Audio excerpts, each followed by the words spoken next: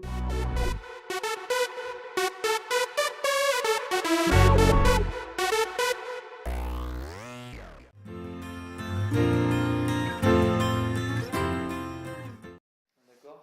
Il y a 3 couches au niveau de la peau. Oui. C'est une histoire biologique. Vous avez l'épiderme, c'est la couche superficielle, Oui. qui est renouvelée, constamment renouvelée. D'accord. Vous avez le derme, où vous avez les vaisseaux qui donnent la nourriture à la peau, d'accord, pour pouvoir euh, pour pouvoir tout simplement exister. Oui. Et puis il y a l'hypoderme, D'accord, la couche profonde. Donc, quand on appuie, quand on fait des tatouages, on injecte des produits, donc de l'encre. Oui, de l'encre.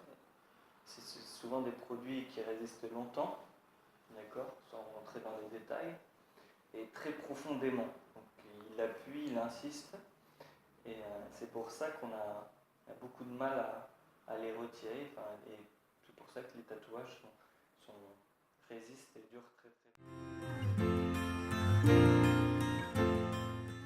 Au niveau à l'intérieur de la cellule, il y a 2 types de cellules au niveau de la peau. Il y a les kératinocytes, oui, qui donnent l'aspect de la peau, d'accord, qui sont collés entre eux. oui.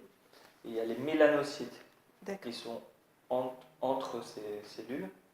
Et les mélanocytes nous donnent la couleur de la peau, d'accord, avec la mélanine.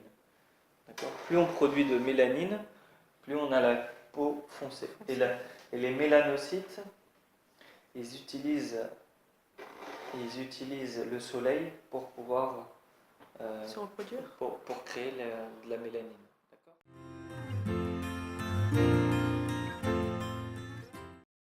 Les cellules, il faut savoir, une cellule, il y a une membrane oui, extracellulaire, enfin à l'extérieur de la cellule, à l'intérieur il y a un noyau. oui. Et autour il y a plein de protéines, il y a plein de choses, il y a des enzymes, etc. D'accord. Donc c'est à partir du moment où vous perforez la membrane, la cellule, elle n'est pas viable.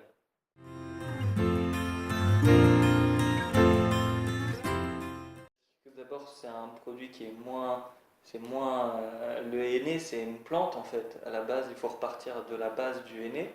C'est une plante Oui. en fait qui est écrasée. Et cette plante, lorsqu'elle est écrasée, elle produit une huile. Et c'est le henné. C'est ça qu'on appelle le henné? Oui, c'est ça. D'accord. Donc ce produit, voilà, il reste moins longtemps que les autres, que l'encre.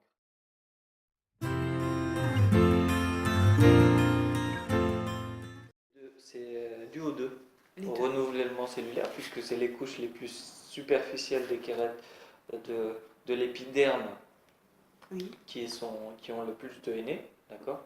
C'est pour ça que ça va s'atténuer petit à petit. Oui, vu que c'est celle-là qui se renouvelle en fait. Et puis le frottement, plus on se frotte, plus la peau elle va se renouveler.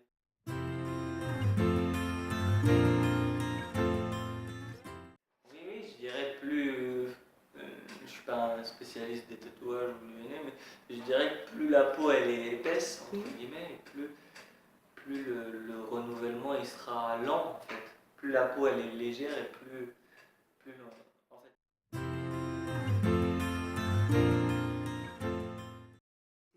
Oui, toutes les cellules se régénèrent, mais certaines plus que d'autres. Donc les kératinocytes, elles se régénèrent très très rapidement. Alors que celle du derme, non, elle se régénère très très très lentement, sur plusieurs années.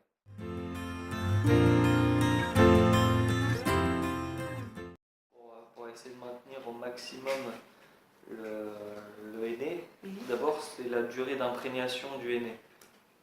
En fait, il faut vraiment maintenir en contact le henné avec la peau assez longtemps, le plus longtemps possible.